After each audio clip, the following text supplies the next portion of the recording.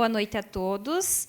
Em nome de toda a comunidade surda presente, eu cumprimento todas as autoridades e todos os vereadores e vereadoras. Vocês estão acostumados a me ver sinalizando todas as reuniões, às segundas-feiras, e já vem de uma crescente, né, de anos anteriores, que no mês de setembro, eu, como representante da comunidade surda, venho falar sobre esses dias especiais e esse mês de comemoração que é tão importante. Então, o mês de setembro, além, né, cabem muitas cores no mês de setembro. Nós temos, né, o Setembro Amarelo, que faz toda uma campanha em pró à vida, as questões voltadas a esse tema, e também a temática do Setembro Azul. O Setembro Azul é marcado para a comemoração dos direitos das pessoas surdas, já é uma data que vem sendo trabalhada e falada dentro dos cenários da educação. E qual é o significado, o que eu venho conversar com vocês hoje e passar essas informações hoje? Nós ainda temos muitos mitos no cenário da educação do surdo e alguns termos que não são adequados. Então, a língua brasileira de sinais, ela é língua e não linguagem. Então, o surdo, ele possui o direito linguístico, né, de ser educado e ter a língua como a sua língua materna.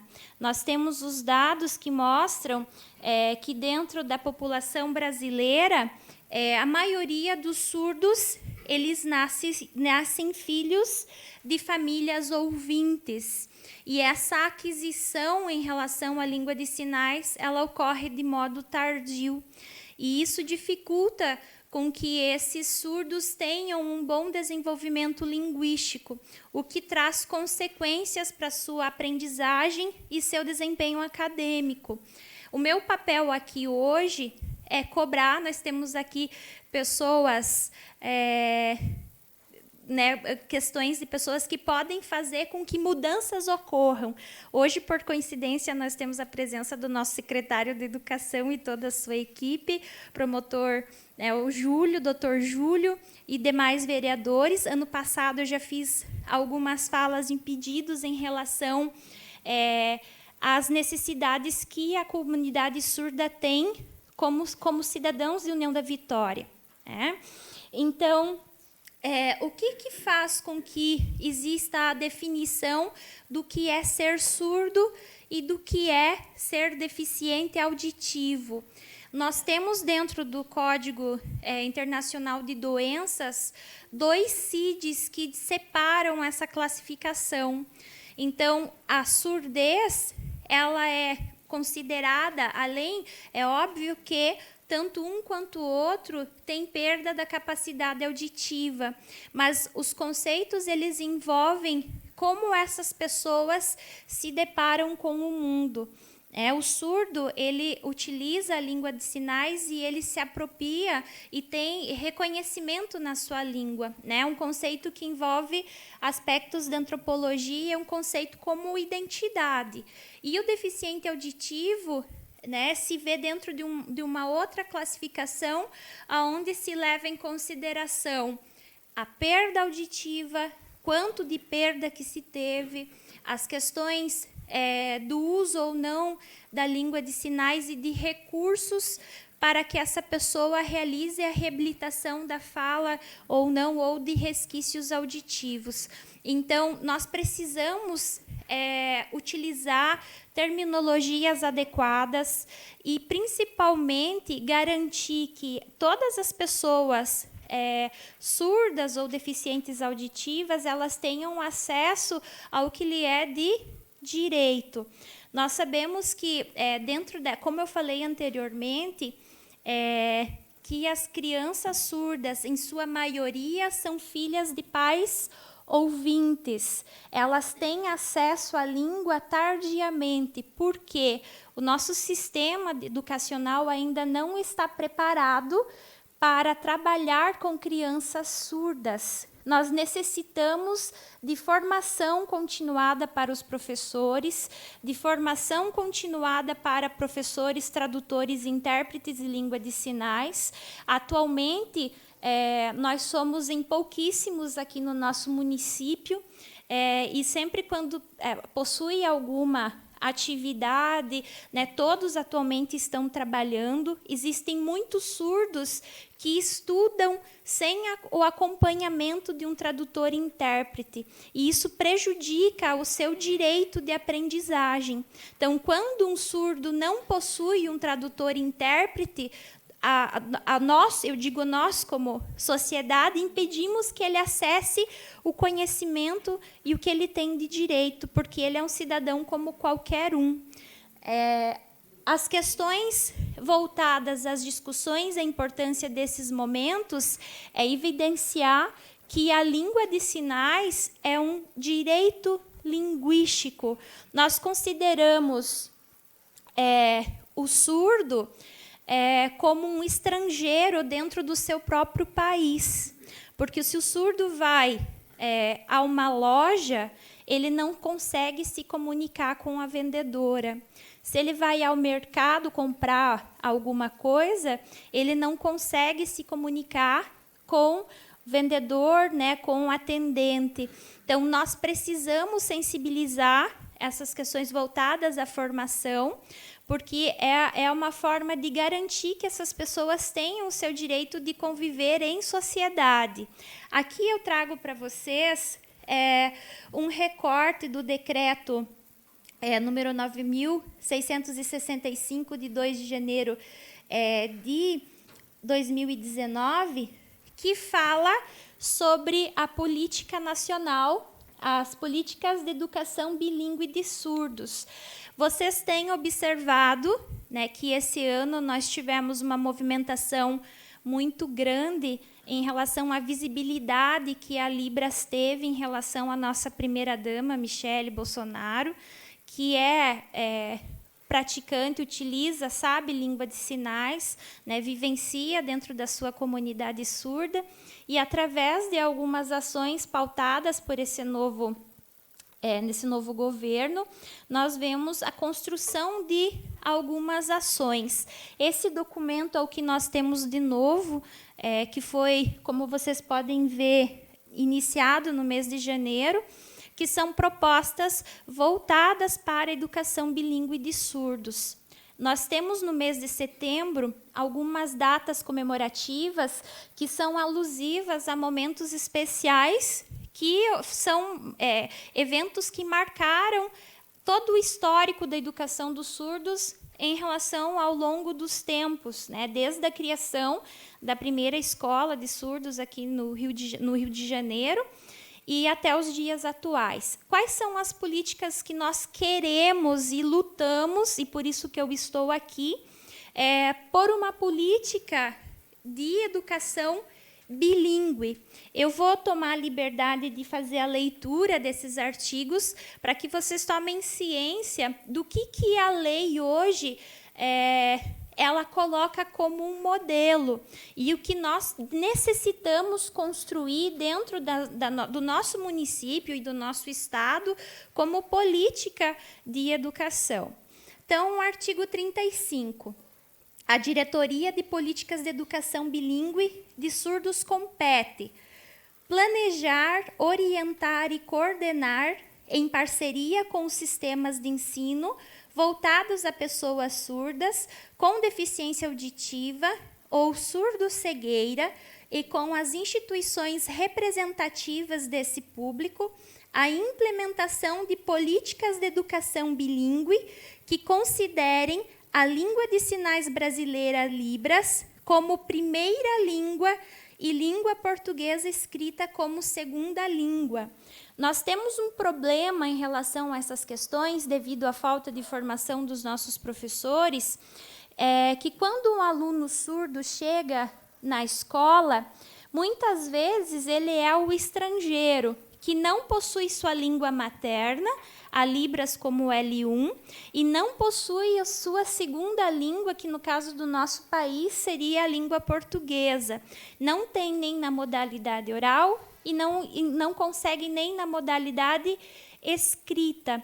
Vocês sabem que a linguagem para o nosso desenvolvimento, ela é essencial. Sem a linguagem e sem a língua, né, nós não desenvolvemos os nossos atributos cognitivos. E aí o que a gente ouve? O surdo não sabe português. O surdo não escreve bem português.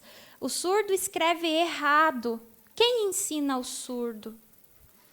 Os nossos professores não têm preparação para ensinar a língua portuguesa como segunda língua para estudantes surdos.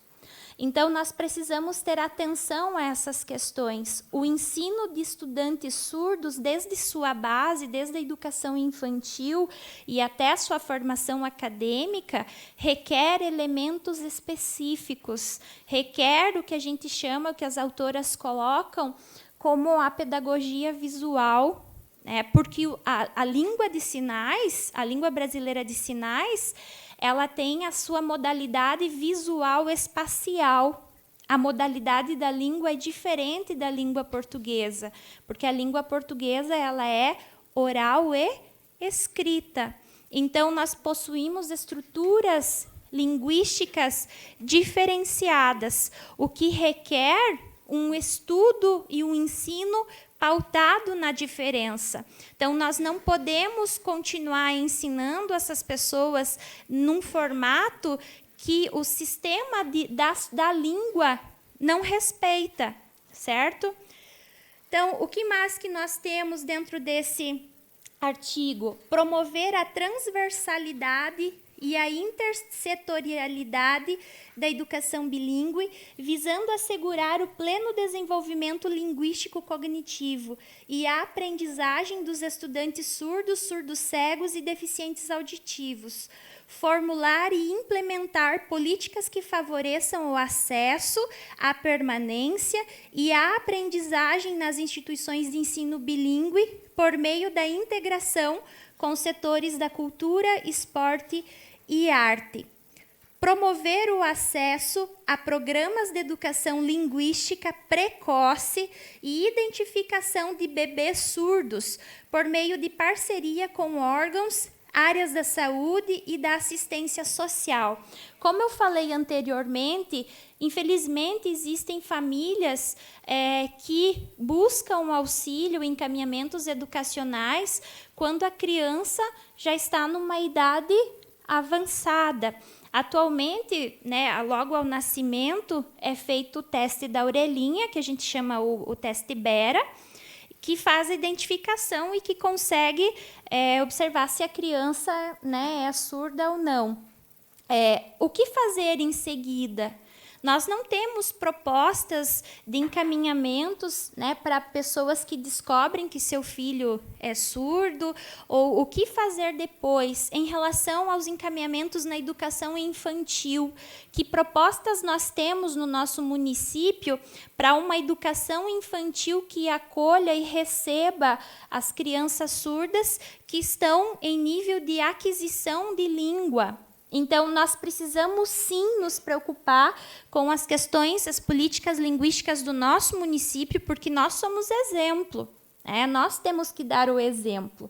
Então, as questões voltadas à educação de surdos de base, a gente tem hoje os nossos representantes surdos aqui na Câmara. Se nós formos perguntar para eles quais são as experiências que eles tiveram nas escolas, tenham certeza que eles vão contar, claro, que coisas boas, mas também muitos obstáculos e muitas dificuldades que eles enfrentaram enquanto estando na escola.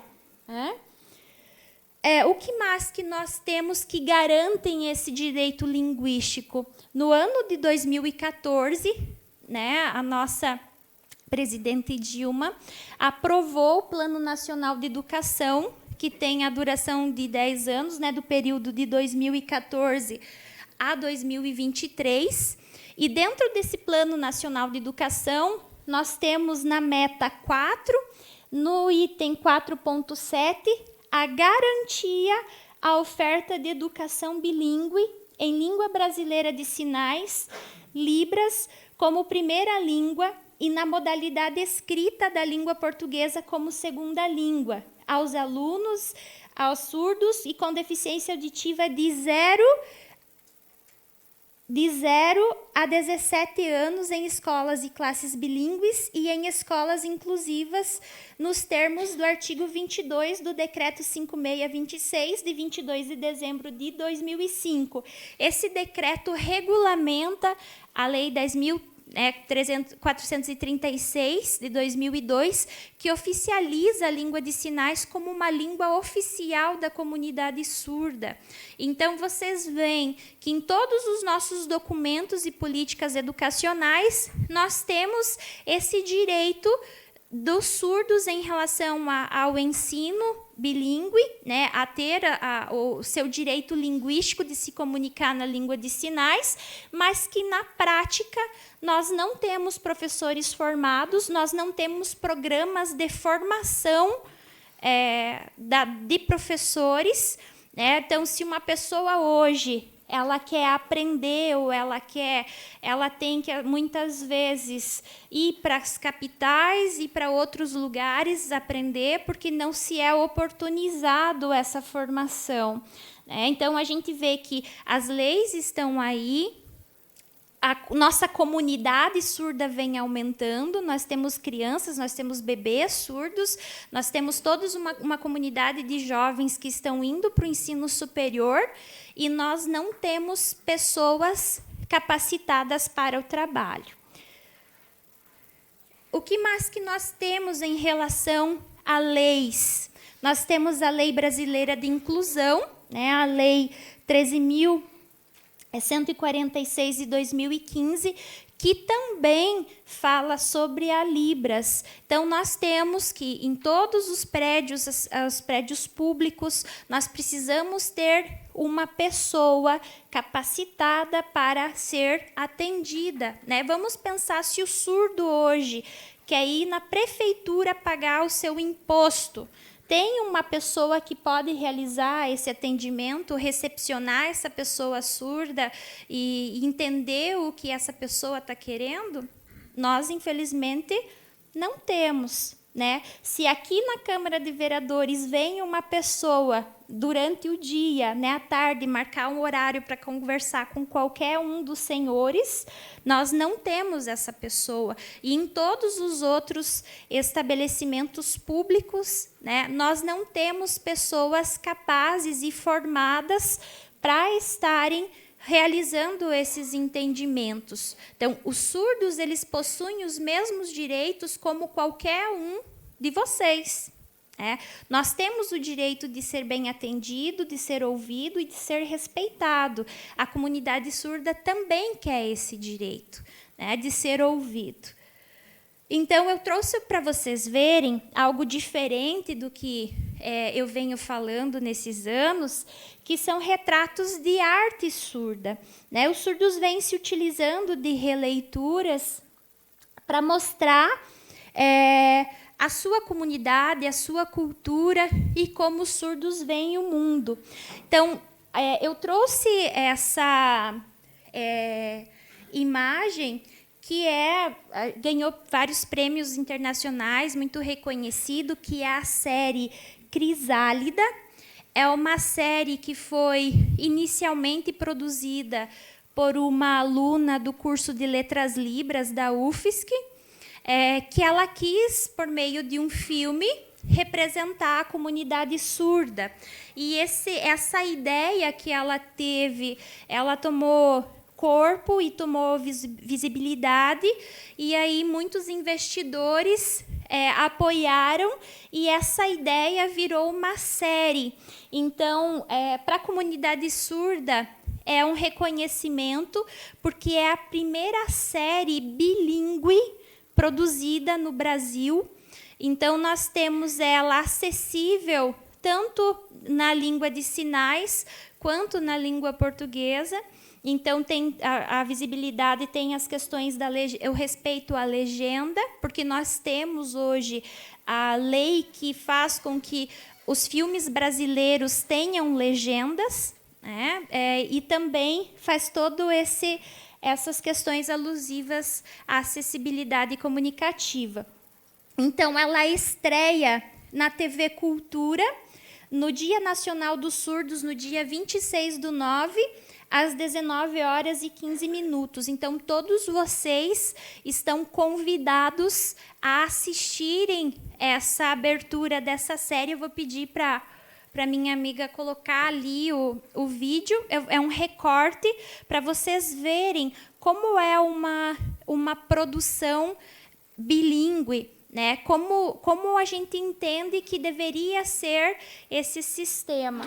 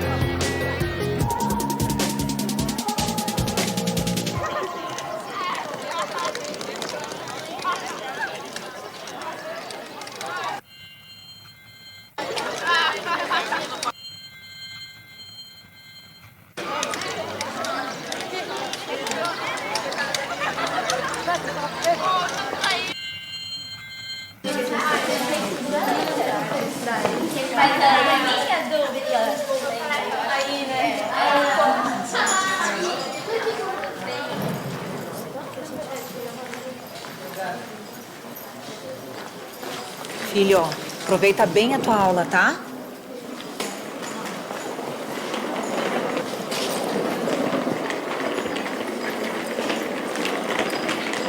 Vai.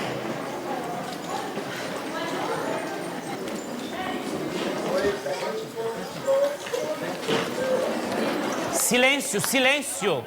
Vamos dar continuidade na nossa aula. Vocês sabiam que muitos animais, no transcorrer de suas vidas, eles mudam de pele? Os sapos, as cobras, os camaleões, as borboletas. Vou mostrar um vídeo sobre borboletas. Para isso, ajudem a escurecer a sala.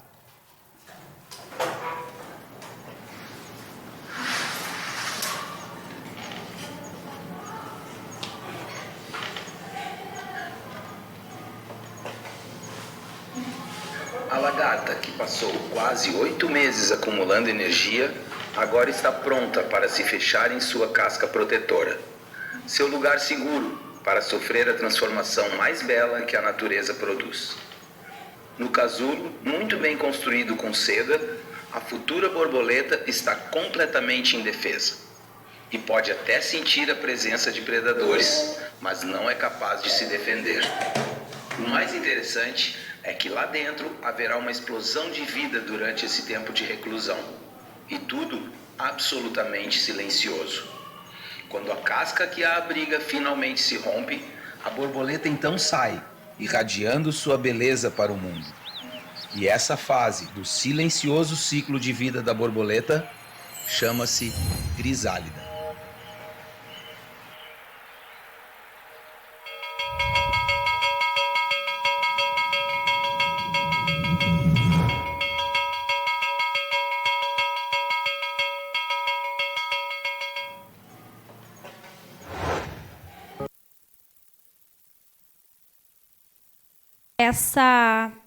Essa série Crisálida, ela retrata todo o dia a dia de pessoas surdas, como elas se relacionam dentro do ambiente escolar, dentro das suas famílias e na sociedade. Então, é uma forma de nós, ouvintes, conhecermos a realidade das pessoas surdas e termos a empatia, né? E também nos sentirmos convidados a apreciar a língua de sinais e aprender. Então, fica aberto o convite a que todos assistam à abertura dessa série na TV Cultura, que é uma iniciativa voltada à importância de se conhecer a comunidade e se valorizar a língua. Então, aqui eu trouxe somente alguns dados em relação à deficiência auditiva. Nós sabemos que 9,6 milhões de brasileiros possuem a deficiência auditiva. Então, 2,1 milhões são surdos ou escutam muito pouco e 7,5 milhões apresentam alguma dificuldade para ouvir. 360 milhões de pessoas sofrem algum tipo de surdez no mundo e 32 milhões são crianças e 31 milhões vivem em países em desenvolvimento. Então, aqui eu trago novamente uma fala e algo que nós já vemos como pesquisadores e dentro da área da linguística exigindo do IBGE, que esses dados sejam apurados, porque essas estatísticas mensuradas pelo IBGE, elas não dão conta de quantos brasileiros são clinicamente, legalmente surdos. Não dizem quantos brasileiros usam o implante coclear, não mostram quantos surdos usam o aparelho auditivo, não mostram quantos surdos são oralizados, nem quão usa a língua de sinais e nem língua portuguesa. Então, nossos dados eles são muito generalistas e não trazem especificidades. Quando nós não temos essas especificidades, as políticas públicas voltadas à educação dessas pessoas, elas também são criadas em vista do dado como um todo. Então, nós precisamos que essas pesquisas elas tenham esses dados apurados. Então, quais são as datas que marcam o Setembro Azul? O dia 23 de setembro, que é comemorado o Dia Internacional da Pessoa Surda. A data do 26 de setembro, que é considerado lá pela Lei 11.796, do dia 29 de outubro de 2008, ela institui o Dia Nacional da Pessoa Surda. Essa data ela é alusiva à construção do INES, o Instituto Nacional de Surdez, lá do Rio de Janeiro, que foi criado nessa data no ano de 1857. Então, nós temos essas comemorações alusivas à valorização da língua de sinais, à valorização da comunidade surda e à luta pelos direitos linguísticos dessas pessoas. Então, eu termino a minha frase, a minha fala, falando que com Libras eu sou igual e tenham certeza que vocês serão muito bem-vindos à comunidade surda caso aprendam língua de sinais. Senão, nós vamos puxar a orelha de vocês para aprender. Então, vamos aprender Libras. Os surdos querem que as pessoas aprendam Libras. Nós precisamos aprender porque ela é uma língua oficializada no nosso país. Nós temos que aprender com as pessoas surdas a ter empatia e ser forte para lutar pelos nossos direitos. Então, eu vou pedir para que todos, em homenagem aos surdos, nós nos saudamos com as palmas de forma visual, porque é assim que é feita as palmas para os surdos, porque eles merecem. Muito obrigada e boa noite. Quero agradecer a participação da Tatiane mais uma vez, ocupando a tribuna. E falando, né, das carências que ainda temos, das necessidades que temos para que realmente possamos levar essa inclusão de uma maneira o mais igualitária possível. Muito obrigado pela tua participação mais uma vez conosco aqui. Obrigada. Algum dos senhores vereadores dá uma palavra para a Tatiana?